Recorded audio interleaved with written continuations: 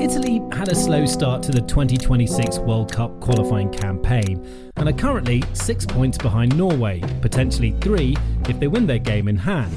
Nevertheless, the Squadra are in pole position to qualify as runners-up in the group, which would see them progress to the next round. However, we're all wondering how many of the current Italy national team players could be regarded as world-class. Let's find out in our tier list, which divides the players from get 'em out of the NT to top 10 in the world in their respective positions. Now, the first player we have is Gianluigi Donnarumma. The guy is easily the best goalkeeper in the world, and despite the award being extremely controversial in the last years, the Yashin Trophy, or the so-called Golden Glove, went to Gigio Donnarumma just a couple of days ago. He won the treble, played in a Club World Cup final, and made some fantastic saves en route to this achievement. S tier all day long. Look, if there is one position in which Italy have a strong generation, this is the goalkeeping spot. Having Donnarumma as the first choice goalkeeper and Vicario and Merit as the second and third choices respectively is a luxury. However, I think one of them is slightly better, which is why the Tottenham goalkeeper could be placed in the good enough section, while Merit is one level below.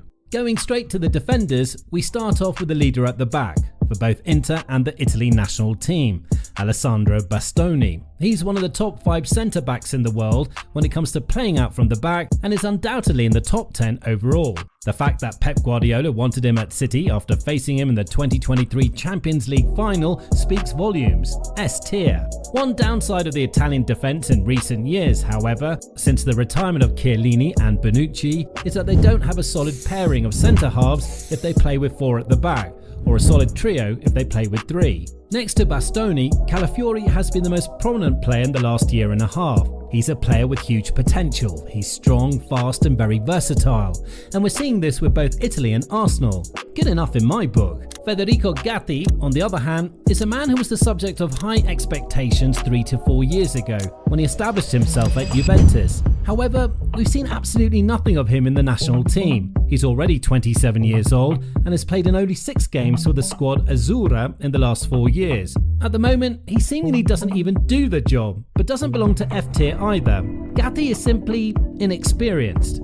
Gianluca Mancini, however, deserves a higher place in this tier list, as he's shown that he could be a solid pick for the coach since Gennaro Gattuso arrived. He definitely gets the job done, but it's still too early to put him in the A tier.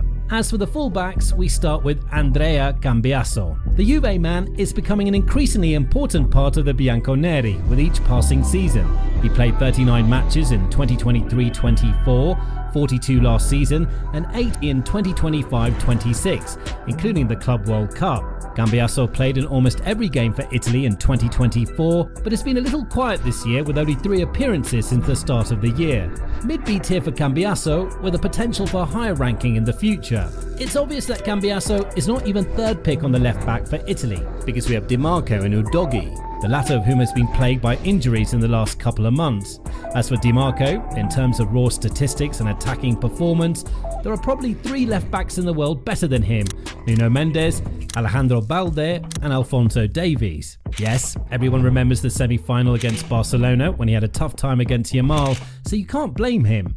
He's definitely an S tier, just behind Bastoni. Now, the player who's been used most frequently on the right flank for Italy over the last 2 years is Giovanni Di Lorenzo. The Napoli captain led his team to 2 Serie A titles in 3 years, which is exceptional, but he cannot be considered in the same league as our top picks. He's simply not one of the top 10 right backs in the world. Nevertheless, he's good enough to enter the mid-B tier.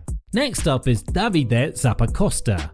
We're selecting him with a disclaimer that he played in Italy's most important game of 2025, which unfortunately ended in a disastrous loss to Norway in Oslo.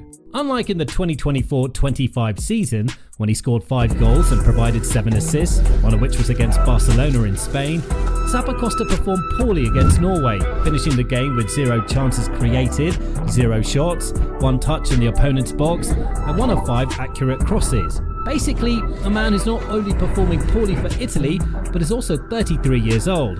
If Gattuso wants to build a young squad, Zappacosta should stay away from the national team.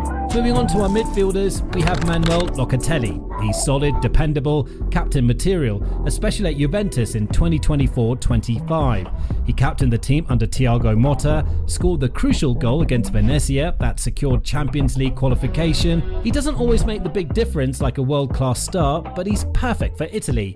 He's absolutely in the A tier. And let's not forget that he's one of the few European champions in this Italy team. And what about Nicolò Barella? He's everything you want from a modern box-to-box midfielder, and he just keeps getting better.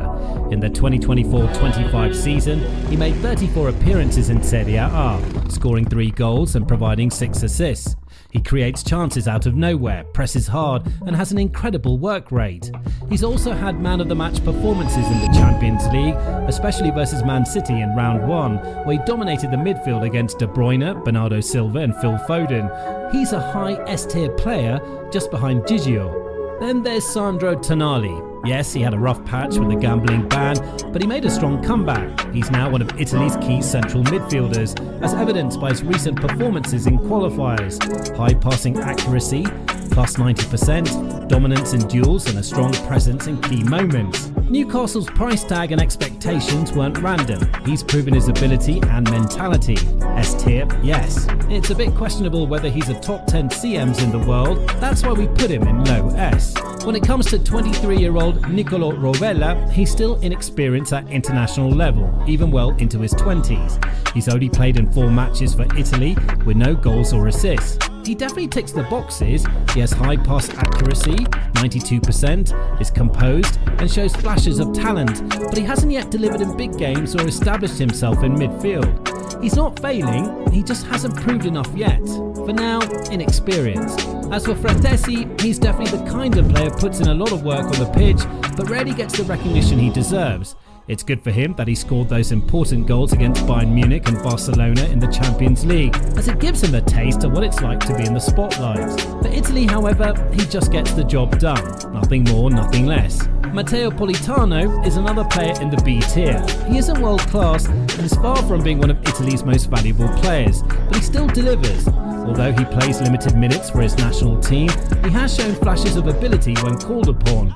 Goals or good contributions in Serie A, the continued ability to stretch defences and solid work at the back. We all remember his save against Man City in the Champions League. And finishing it off with the forwards, Moise Kean. The Fiorentina striker was in hot form last season, finishing second in the top goal scorers list. Moreover, he's often delivering for Italy, and his 3 goals in September against Estonia, and especially Israel, might prove huge for Italy. Still, he's not as elite as our world-class ballers, so A tier fits perfectly. The same could absolutely be said of Matteo Retegui. At 26 years old, he rose to the scene just last season, and his decision to move to Saudi Arabia definitely left a bitter taste after his extraordinary season, when he finished as Serie A's top scorer. This very fact means that good enough is on point. And we end it all with Riccardo Orsolini. Now the situation with him is a little tricky, and you'll hear why. His club form with Bologna has been good, goals, assists, moments of flair. But for Italy, he rarely delivers. He gets called up, but against strong opposition or in big fixtures, his influence is minimal. Doesn't even do the job well enough to justify his place. F tier for now. And there you have it, our tier list on the best and worst players in the current Italy national team. For now, please like and subscribe to the channel, or just check out our last upload because the Serie A being called a retirement league is a real thing. Check it out.